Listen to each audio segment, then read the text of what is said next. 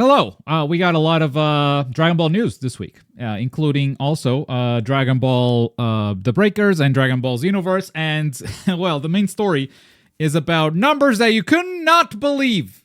Dokkan and Legends have exceeded $5.5 billion in global revenue. All of that and a lot more in today's Around the Bush.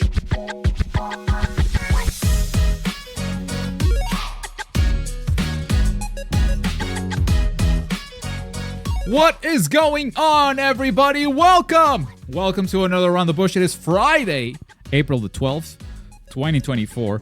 And the main story today comes from Sensor Tower, who broke this one. Mobile titles based on Akira Toriyama's IP Dragon Ball have exceeded $5.5 billion. In global revenue. Dokkan continues to enjoy strong support in Japan and Legends in US and Europe. We're going to look at this article that has a bunch of different graphs, and so you can understand this a little bit better. But 5.5 billion, that is close to Grand Theft Auto 5 numbers, who reportedly have 8.5 billion. I've looked into this number that is on Wikipedia. Apparently, this does not include GTA Online, but still, like, GTA 5 is a game that sold almost 200 million copies. So 200 million copies, that's the equivalent here for those two mobile games. If you ever wonder why the mobile games are a thing, then wonder no longer, because this is a crazy number. But let's look at some graphs. Dokkan Battle and Legends. This is lifetime, so since 2015 until today, and this came. And also like cumulative nearly 10 billion. That's also together with Dragon Quest mobile games, which are coming from Square Enix. This is a Dragon Quest chart, with Dragon Quest Walk being the biggest slice of the pie. The rest are other Dragon Quest games. I didn't know there were so many, but this is data from the App Store and Google Play. Now, what matters the most for us is Dragon Ball Dokkan and Dragon Ball Legends, the anime games that we know. And starting with Dokkan, you can see here, in green is Japan. This is where the revenue comes from. Japan, by far, the biggest slice of Dokkan. Guys really like popping bubbles over there. So 55% of the revenue comes from Japan. North America, you're right there. And the dark blue, 26%. Also a big chunk. Here, I think it's France in pink. And it's Germany in purple. And this is other territories. So not really sure what the others are. But yeah, France and Germany, pretty big too. But Japan by far, over 50%, over half of the revenue in for Dokkan Battle. We move on to Legends, and things kind of shift. We have a bit more of an equal ground between North America and Japan. North America actually 3 percentage points ahead with 38%. Japan has 35 here. So yeah, America likes Legends. Japan likes Dokkan better. This is also France right here, and the Germany along with others. So the European market, you could say that holds a majority probably. I don't know what others are included here. There's probably other countries that are not Europe. But you could probably guess that Legends is bigger in the West than it is in Japan. It could also be China and stuff, so like maybe others are also a bit skewed there.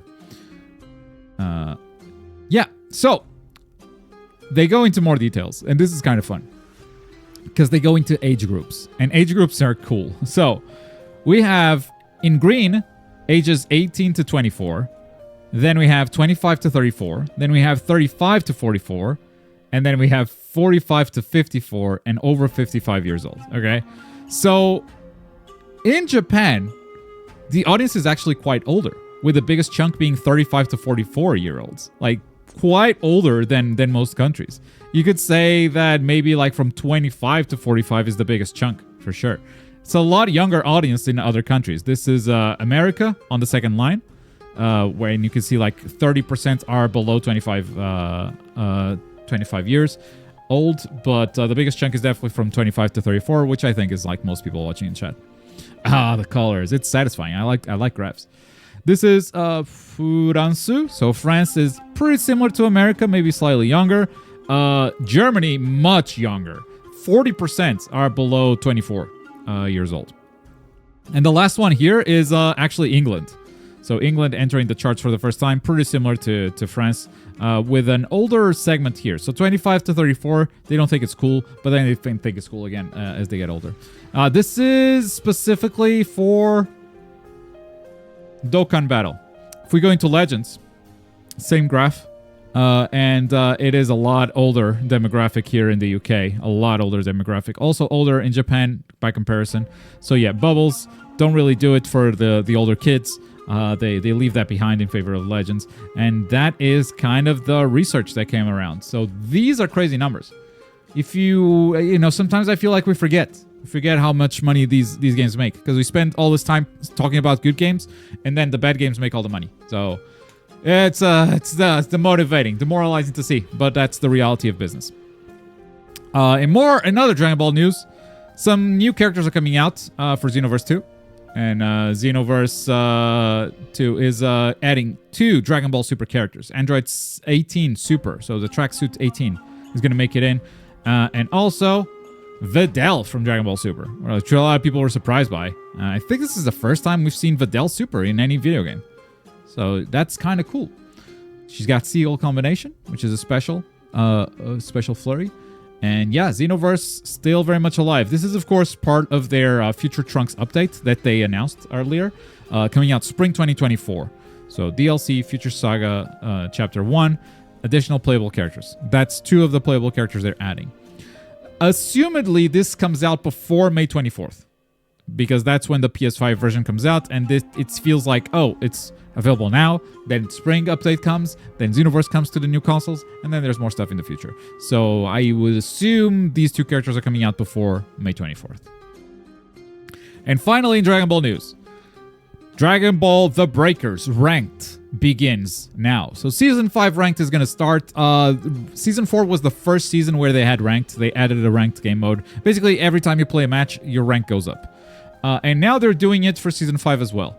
So they have changed a few things from Season 4, adjusted some points and whatnot. You know, there's some stuff. There's some adjustments, balance adjustments. For instance, there was, if I recall correctly, like being ranking up as the Raider was kind of hard. They're doing more rewards, which look very lame. But also alongside this, they released the stats for Season 4 Ranked. And they explain, okay, we changed things for Season 5 based on these results. It's kind of cool. Survivor rank distribution. So, no one stayed at 0. Everyone that played went to at least C4, which is kind of impressive. A1 is the first big peak.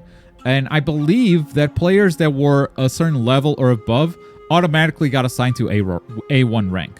So there's a big chunk of players right there. And then the rank kind of shows that if you started grinding, you were actually very likely to just reach max rank eventually. Like, a lot of players just went to max. So that's a cool little graph distribution. Shows that ranked is not that hard either. But if you go to the Raider, the numbers are very different. Suddenly the grind looked tough, with the majority being at B1. You know, A1 also in there.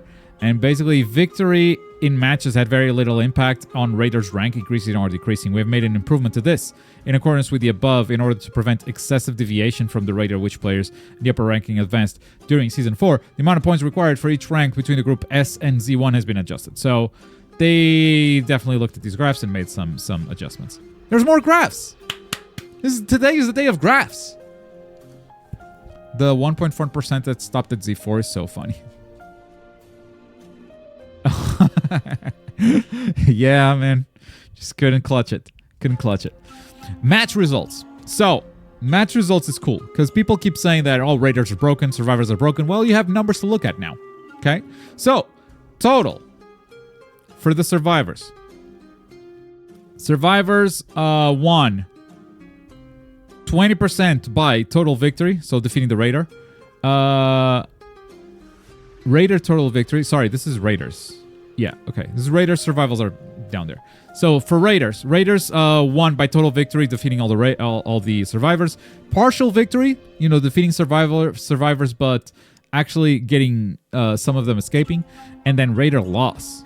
Okay, so they got defeated, or they started the super time machine, and that's a big chunk. Now, this is still majority wins for the Raider. So 20.3% plus 37.3. That's more than 50%. So Raider still winning more than losing. And that only increases once you go up to Z rank, which would suggest that Raiders are broken. But I actually don't believe this.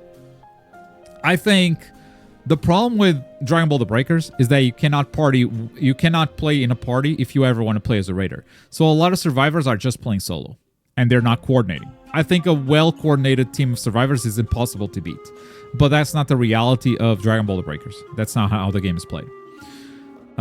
So yeah, Raiders end up owning because they only need one good player, while survivors need at least, like, I would say, like 5 good survivors to win a game.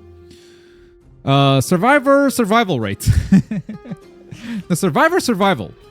So in total, survivors total victory goes to so defeating the Raider is 20.7%. Less that is super time machine, and then just escaping without a victory is 12%. And the number goes up in the Z rank, which, like, makes me question how these two stack up together, because they do not stack up to 100%. They just go, what? What do you mean? This number does not correspond to this number. Or this number. What's going on here? Win percentage per Raider also. You can see which Raider has done best, and I believe this graph would put us in favor of Broly, Ginyu Force, and Vegeta. And usage rates too. So in total, I saw a lot of Cell during the ranked. I saw a lot of Cell, and this kind of confirms it. I didn't see a lot of Broly though. So Broly the most used by far, and Z rank even more than previous. And I played the minority. Majin Buu was my character during ranked, and still is. That's my Raider right there. He doesn't have the best win rates, but very cool. I love it when game devs publish stats like this. It's really cool to look at, and to see actual numbers on how players are doing and how players are engaging with the content and how good they are. So that is awesome. It's great to see. Is it stream lagging? Smooth here. Reload it. Okay. I have 0 drop frames, so let me know if it's good, chat. It's good? Okay. All right, so let's continue. Not a lot of Naruto news, if I'm being honest. I just included this, but I'm not even going to go through it. Basically, Storm Connections and Ninja and Shinobi Striker, Ninja Striker, they both put out a survey that you can take. They're looking for player feedback on the game as a whole. So they have 2 player surveys. If you want to fill them out, feel free to. So we're going to quickly move on to My Hero Ultra Rumble. Now, My Hero Ultra Rumble did some balance updates. The balance patch this time was kind of short. Not a big deal. Full bullets, the quirk sets for Deku got a little buff. More bullets for Alpha and more bullets for Gamma. Ochako, better reload speed on Alpha, so her mobility is better. Momo increased the damage on Alpha, and you're going like, what? What do you mean increase the damage on Alpha? Her Alpha is so good, they reduced the number of bullets at all levels. Okay, so she cannot spam them as much. Reduce the damage on the cannons as well. And Iwara, she has better reload on Alpha. So yeah, Iwara remains very, very underwhelming in the whole game, and like that's not gonna bring her back into the limelight. But more importantly, they released a new character called All For One, and All For One is incredible. Biking, I think, really good at like just developing unique quirk sets, making unique characters, and All For One is no exception here. His big gimmick is that he is able to steal quirks with a special action. If an enemy is downed, you can just walk up to them, press triangle, and you get their quirk set. You can swap between your own quirk set and their quirk set by pressing triangle as well. And that way you just have 6 quirks, basically. You can choose your second set of quirks. So that's huge. With that said, he also has 3 of his own quirks, right? Alpha is like kind of like All Might bullets, but he can charge them up if he wants to and shoot a bigger one. This orb is crazy. Everything in that range gets pulled into All For One. Or if he just taps the button, he pushes them away. So All For One does not have mobility, but he can make the other characters move, which is kind of interesting. And his beta goes through walls, but it's an ability that is just kind of a melee attack. You can hold it for more damage, like this. I pull Shigaraki in, and then I hold that for damage on Shigaraki, and basically break his guard with a single combo that he cannot get away from, basically. Those guys are going to get pulled by the enemy All For One. So yeah, very unique moveset. Get over here. Big damage on that guy, but I'm standing in corruption, so this is not going to end well for me. That said, the gacha keeps ruining this game, in my opinion. I put out a video talking about this. It's way too aggressive of a gacha system where, like, I'm actively discouraged from playing the game, because content is definitely going to be gambled in the future. It's going to be like, well, if I get the character, I'm making a video. If I don't get the character, I'm not making a video. And that's how things are going to be moving forward. We're just gonna play it by ear. As far as I know, like, content-wise, they are going nuts this season because they are publishing a lot of characters. Like, this is a character that's coming out shortly after the Shigaraki quirk set. There's another quirk set coming out very soon, and that's the Bakugo one. And I believe there's another quirk set coming out still this season. So that's 3 quirk sets plus a character. And no one's grinding enough tickets to pull all of that. So, unfortunately, gacha seems to be ruining a perfectly good game. I'll still play it here and there. I will not grind for tickets, though. And we'll see. We'll see if there's a video when Bakugo comes out or if there's no video. Up next, Sandland. Sandland's coming out this month. The April 25th, I believe. And they just put out their final developer blog where they talk about Forestland a bunch. Now, compared to previous developer blogs, I'm not going to lie, this one was a little underwhelming. I don't think there was a lot of stuff here. It's mostly looking at the environments. It's talking a little bit about the story, giving you a little preview of what happens in Forestland, basically saying there's a lot more than just the Sandland portion of the show. We're going well into Sandland, where you're going to have more vehicles, more characters, more stuff. That said, the game comes out soon. Reviews should be popping out also, like, before the game comes out, I assume. And yeah, so this developer blog did not give us much, but I don't think we have to wait long until we actually get our hands on the game and play it and are able to tell you more about it. And we're going to finish this around the bush, because it's been a short one. And what's going on? Why is Ender up there? Ender up, get in here. We're going to finish this around the bush with Ender up getting on the speaker thing, because I'm going to need you. Yes. Woo! Hi, Ender. Yay. Hey. All right. So 3 quick news to close things out. First of all, Hunter x Hunter Nen Impact is going to be playable not only in Evo Japan in like 2 weeks, but also in another event called the KGP, which is in Kansai. It's also a Japanese event. So, yeah, I believe this is happening the week after Evo Japan. So You're basically going to get 2 weeks in a row of Hunter x Hunter gameplay. That said, I think it's going to be the same demo, so I'm not expecting a lot of news to come out of this. But since we're going to have Evo Japan before this one. And